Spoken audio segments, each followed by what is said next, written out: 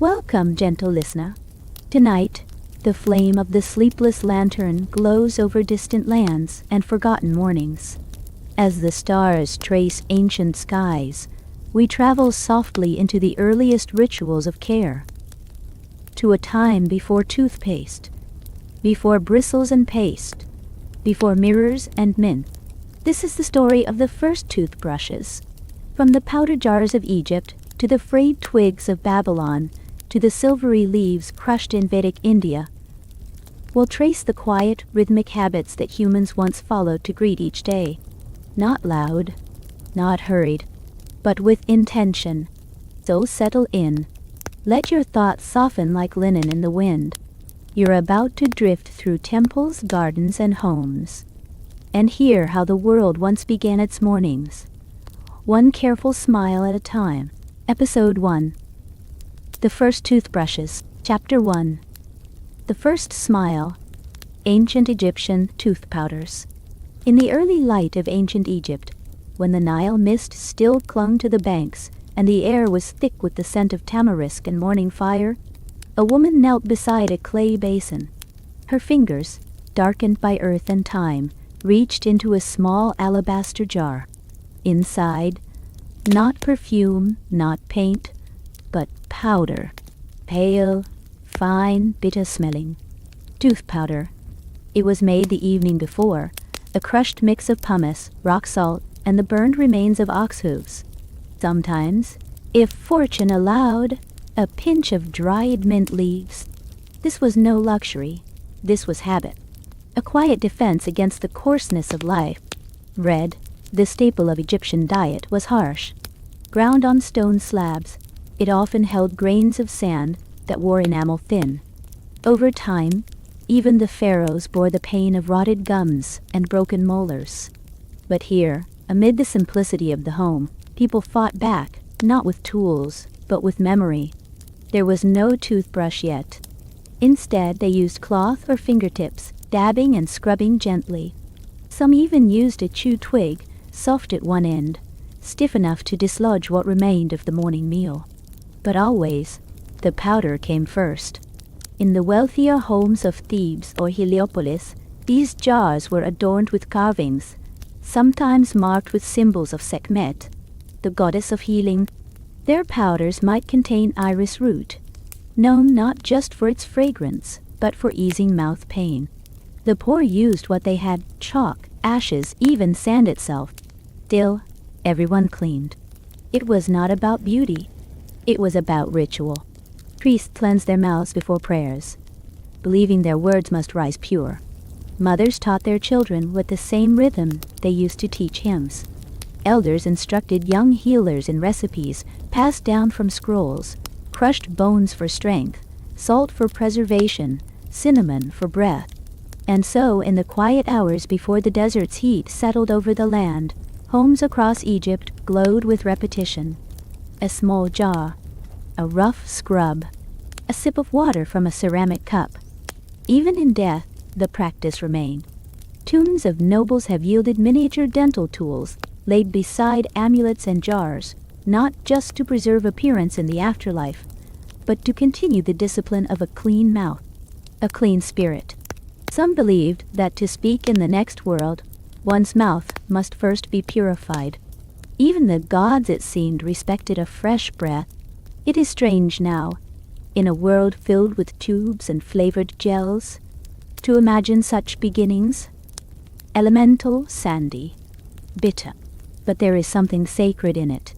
A reminder that the instinct to care, to cleanse, to start the day fresh, was never born in modernity. It was always there.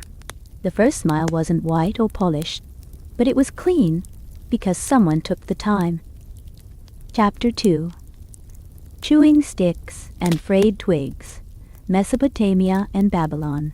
Before the great ziggurats cast their long morning shadows across the plains, before the scribes dipped reed into ink, the people of ancient Mesopotamia greeted the day not with prayer, but with a twig. The ritual was humble. A man would sit on a clay stool beside the courtyard wall, sunlight warming his shoulders. From a bundle wrapped in linen, he'd select a small stick. dry but not brittle, fragrant from the stem of a Salvadora tree, or the arc shrub, or whatever local branch bore both strength and taste. With care he chewed the end until it softened, the fibers loosening into bristles, like a brush sculpted by the mouth itself. There were no mirrors, no mint, only breath, wood, and water. The chewing stick was more than convenience. It was science born from observation. That certain twigs, when frayed, could clean between the teeth, carry away the grit of barley, the stick of dates, and the faint bitterness of last night's lentils. Some families rubbed the stick in ashes or bark powder, believing it would sharpen the cleaning. Others dipped it in river water cooled by clay. In Babylon, where knowledge bloomed alongside the Euphrates, these practices became layered with belief. The gods were said to favor purity, and the breath, the napashtu, was sacred. A clean mouth was not only polite, it was honorable. Healers in the markets sold bundles of sticks bound with string. They came from far fields, carried in reed baskets, willow, licorice root, myrrh branches. Their tips sometimes dyed dark by herbs. They weren't called toothbrushes, of course, but they served the same purpose: to scrape, to sweep, to freshen. Children watched their elders and copied. Little fingers gnawed their first sticks beside their mothers. A father might instruct his son, not too fast.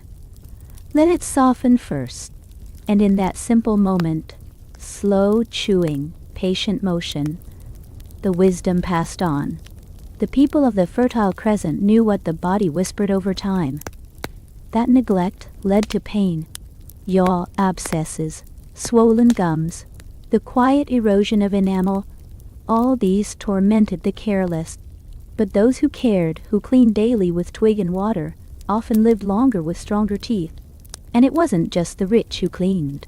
Clay tablets from the city of Ur mention instructions for oral treatments. From rinses made with vinegar, and crushed herbs to pastes of crushed stone and water, remedies were written beside prayers, showing how health and holiness were always intertwined. In the temples, priests followed a stricter ritual. Their chewing sticks were cut fresh every day, their breath kept sweet to recite the sacred hymns without offense. Even among ruins, archaeologists have found twig fragments and worn indentations in household bowls, signs that the brushing was as daily as bread. No one thought to name this act. It was simply done. There is comfort in imagining it. A quiet household, the day still blue and unshaped, as someone sits beneath a date palm, working a twig in slow circles along their teeth. Behind them the river flows. In their mouth, the taste of wood and dust and morning. They didn't know about bacteria. They didn't need to. Instinct guided them. And maybe something more. The unspoken human urge to begin clean. Even when the world was new and wild, even before toothpaste, the heart wanted freshness. And the mouth, in its own quiet way, obeyed. Chapter 3. Ashes and Herbs, Daily Rituals in Vedic India. In the gentle hush of a Vedic morning, long before sunrise fully opened the skies of ancient India, a family stirred within a mud-brick dwelling softened by time. The air smelled faintly of cow dung smoke and neem leaves still wet with dew dawe. There was no rush, only rhythm. A young boy sat beside the household fire, now a bed of cooling embers. His grandmother, draped in a hand-woven cotton sari, reached for a small terracotta bowl. Inside, a dark gray powder. The sacred ash from the previous evening's cooking fire. It was still warm, carrying the scent of wood and smoke. She mixed in a pinch of dried tulsi leaves, crushed acacia bark, and a bit of rock salt, grinding the blend with care, as if reciting a memory. No paste, no brush, just a finger dipped into tradition. In the Vedic way of life, the body was a temple, and the mouth its eastern gate, where breath, speech, and sacred mantras flowed. Cleanliness was not only physical, it was spiritual preparation. Every morning, as part of Dinakaraya, The Ayurvedic daily routine. People purified their mouths before food, prayer, or work. The powder was gently applied with fingertips or with dandakashta. A twig selected from auspicious trees, neem, babel, or licorice root. They were chewed until soft, their ends frayed into natural bristles. These were not chosen randomly. The Vedas spoke of their properties. Neem was bitter and cleansing. Licorice was sweet and soothing. Acacia healed the gums. Some twigs were kept overnight in copper vessels of water, believed to draw out impurities. Others were dipped in oil, or rubbed with a paste of turmeric and rock salt. The variety was vast, but the purpose was steady, to begin the day clean, not just the body but the mind and speech. Older Vedic texts like the Karaka Samhita gave specific instructions. Scrape the tongue gently to remove the white coating of the night. Rinse with water infused with triphala or bilva leaf. Then, only then, was one fit to chant or eat or speak. It was believed that unclean speech could defile a prayer. That poor oral hygiene was not merely a health issue. It was an obstacle to inner harmony. The mouth, in Ayurvedic thought, was linked to digestion, clarity, and even mental balance. In villages along the Ganges, the morning chorus wasn't alarm clocks or birds alone. It was the soft rustle of twigs being gathered, ashes being sifted, water being poured into brass cups. The fire, which fed and protected, now also cleaned. A mother would clean her children's mouths with ash and her own fingers, humming softly. Elders chewed cloves or cardamom after meals, not only for digestion, but to keep breath sweet and spirit calm. Every act was layered, practical, sensory, sacred. And in the temples, priests followed their own rituals. They used finely powdered herbs kept in copper boxes. Some fasted before prayer and cleansed multiple times a day. Their tongues, teeth, and breath were part of the offering. To speak the Gayatri mantra with an unclean mouth was to cloud its power. Even now, deep in Indian villages, you may still find elders rising before dawn, selecting a neem twig, spitting softly into the dust. They do not need toothpaste or plastic. They know what their ancestors knew, that the earth, when treated with reverence, gives all that's needed. And so, in the sacred quiet of Vedic mornings, long before toothbrushes lined bathroom shelves, India was already brushing, not just teeth, but the soul. Chapter 4. The Chinese chew stick, bamboo, mint, and morning breath, in the soft, pale light before dawn. A garden stirred with the scent of fresh bamboo and early spring dew. A gentle wind carried hints of mint leaves, crushed underfoot as an old man stepped barefoot across a stone courtyard, a simple cup of water in his hand, and a slender twig tucked behind his ear. This was ancient China, during the Shang and Zhou dynasties, where the art of daily living was woven with precision, reflection, and balance. Among morning rituals was the quiet practice of cleansing the mouth, not as vanity, but as harmony with nature and self. In a small clay jar near the hearth sat a bundle of chew sticks, thin branches of aromatic wood, most often bamboo, fragrant artemisia, or willow root. These were carefully chosen, not snapped at random, but harvested at a specific time of year, when the plant's healing oils were most potent. The ends were softened with water or chewed gently until they split into fine bristles. The man plucked one chew stick, inspected its frayed tip, then dipped it in a basin where mint-infused water steeped with ginseng root. Slowly, rhythmically, he brushed his teeth, not with haste, but with awareness. The strokes were quiet and practiced, like a brush painting the air. In the writings of early Chinese medical scholars, oral hygiene was not isolated from the whole body. According to traditional Chinese medicine, TCM, the health of the mouth reflected the condition of the heart, stomach, and lung. A coated tongue might signal internal imbalance. A sour breath was not merely unpleasant. It meant the qi, the vital energy, was blocked. And so, Mornings began with attention to the mouth. Rinsing with warm salted water, massaging the gums, chewing on herbs like clove, cinnamon bark, or dried citrus peel. Even green tea, sipped slowly, doubled as a cleanser. Its bitterness, a tonic to awaken and purify. Among the wealthier households, servants prepared bamboo cases holding dozens of chew sticks, each tied with colored thread depending on its purpose. White for breath, red for gum care, green for spiritual ritual. In temples, monks chewed sticks before morning chants, believing a clean mouth honored the ancestors and spirits with each word spoken. Legends whispered that Confucius himself was fastidious about oral cleanliness, not for appearances, but to maintain clarity in speech and thought. The breath, some said, should carry the truth without offense. Chew sticks weren't only for the elite. Farmers kept small bundles tucked into their sleeves.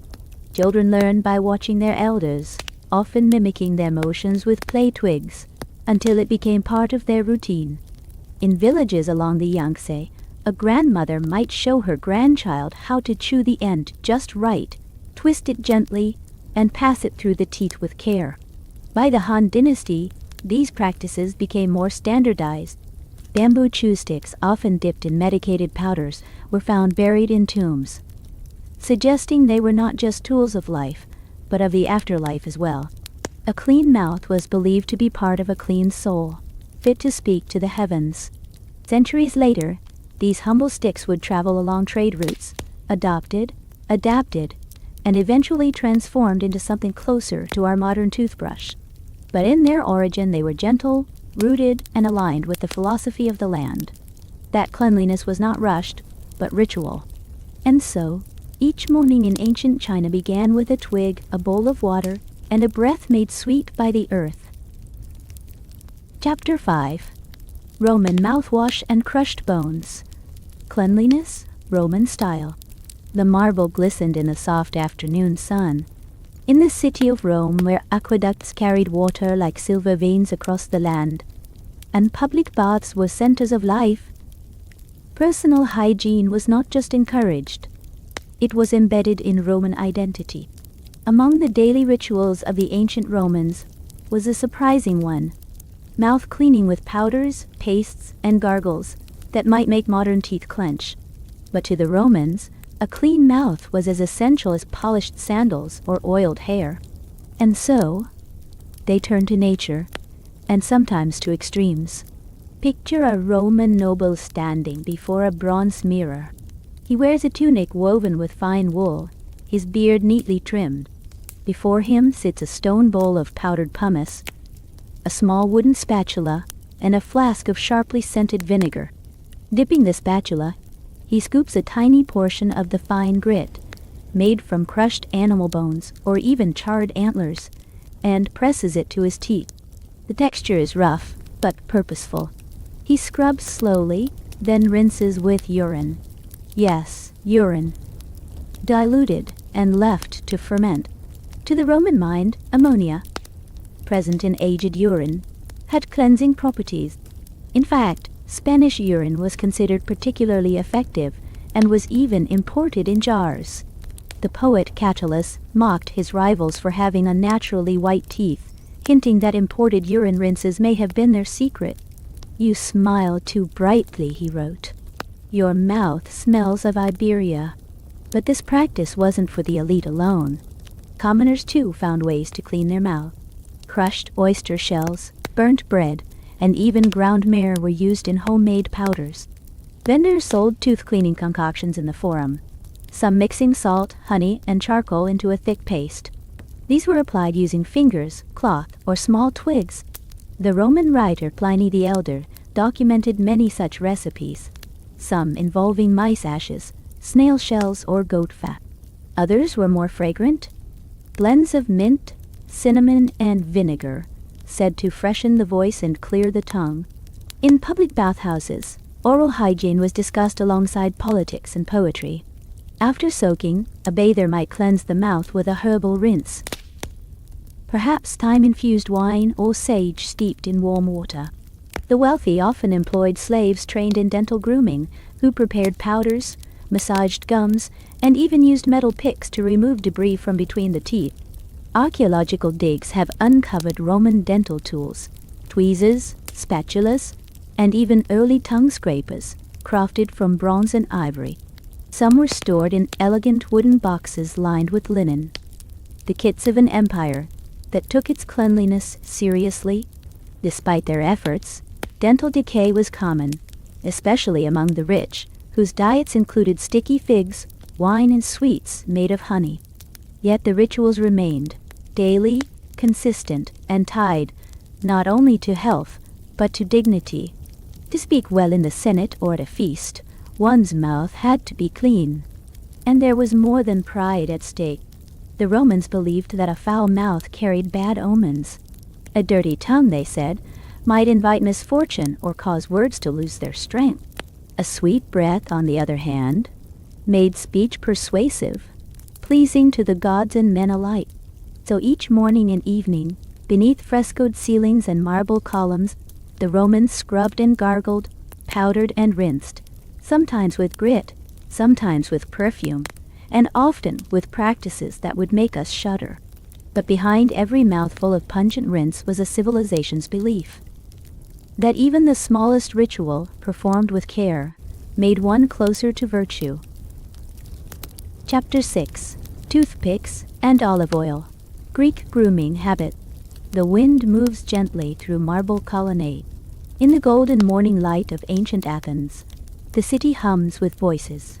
Merchants, philosophers, artisans, each playing their part in a society where beauty and cleanliness were seen as reflections of harmony and order.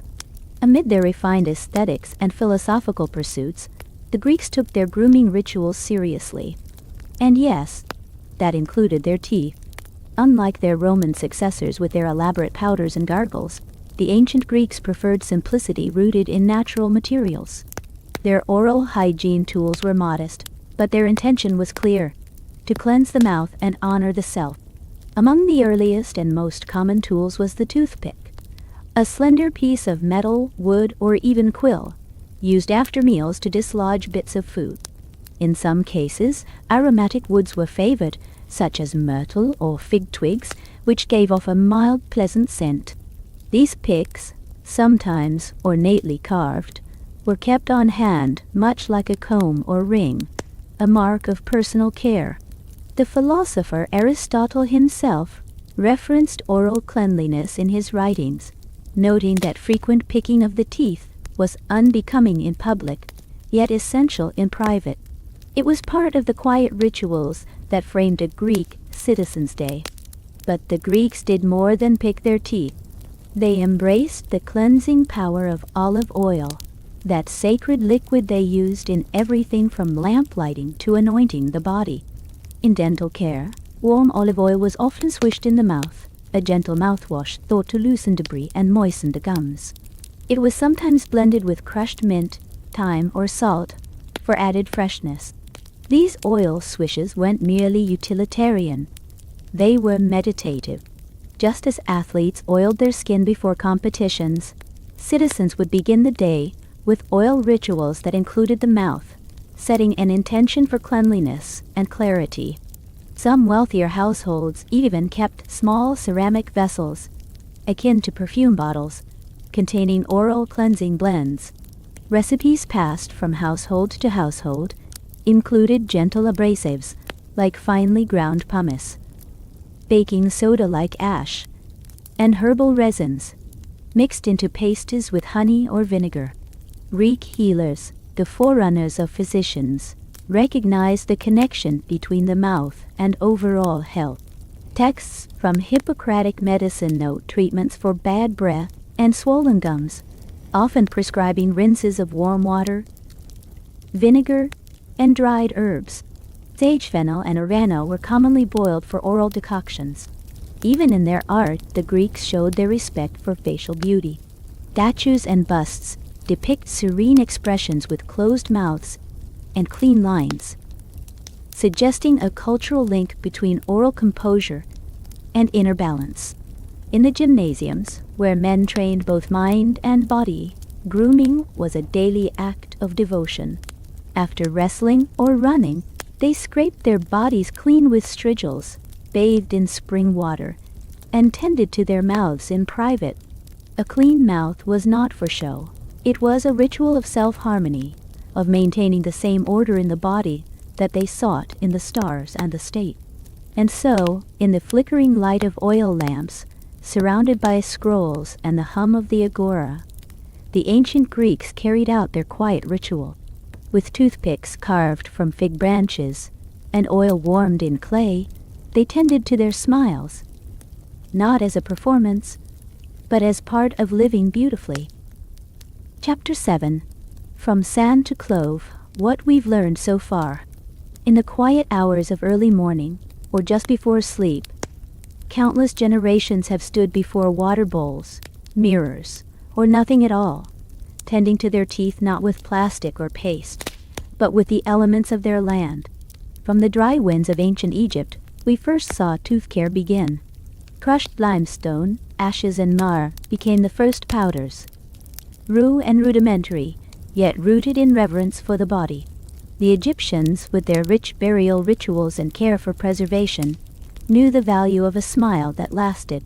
Then we wandered east to Mesopotamia and Babylon, where the fingers and frayed ends of chewing sticks served as both brush and ritual. Crafted from the branches of sacred trees, these sticks offered both cleaning and breath freshening, a marriage of the practical and the sacred. In Vedic India, the mouth was a doorway to health. They blended ashes, neem, and herbs with spiritual routine. To cleanse the tongue and teeth was not only hygiene, but a morning act of balance, an invitation for Prajna, the life force, to flow freely through the body. Farther still in the east, we met the elegant practices of ancient China, where chew sticks of bamboo were softened and infused with mint and oils. Here, cleanliness was a quiet discipline, a natural extension of harmony between body and earth. The Romans, in their bustling cities of stone and spectacle, approached oral hygiene with vigor, with crushed bones, vinegar, and even ammonia-rich rinses. Their methods may seem harsh today, but in the marble homes of the elite and the stone stalls of the commoners, there was always some form of attention paid to the breath, the teeth, and the daily renewal of the self. And in ancient Greece, amidst marble temples and soft olive groves, the rituals were more reflective. A toothpick carved from fig wood, a swirl of warm olive oil, a breath of thyme or myrtle. Each gesture was small, deliberate, and rooted in the belief that personal order mirrored cosmic order. Across all these lands and eras, despite vast distances in time and geography, a quiet truth emerged. Caring for the mouth was caring for the self. There were no electric toothbrushes, no foamy mint, but there was intention, a belief that the body, like the home or temple, deserved cleansing, whether through sand, ash, oil, or leaf. People sought to remove the remnants of yesterday, to begin again with breath sweetened by the earth itself. And now, as this chapter closes, you've wandered far tonight, through stone kitchens and riverbanks, through bamboo chew sticks and crushed shells, each chapter unfolding a forgotten gesture, a breath of care. And as the world outside grows quieter, may you carry with you the softness of those ancient mornings, the kind that needed no toothpaste, only time.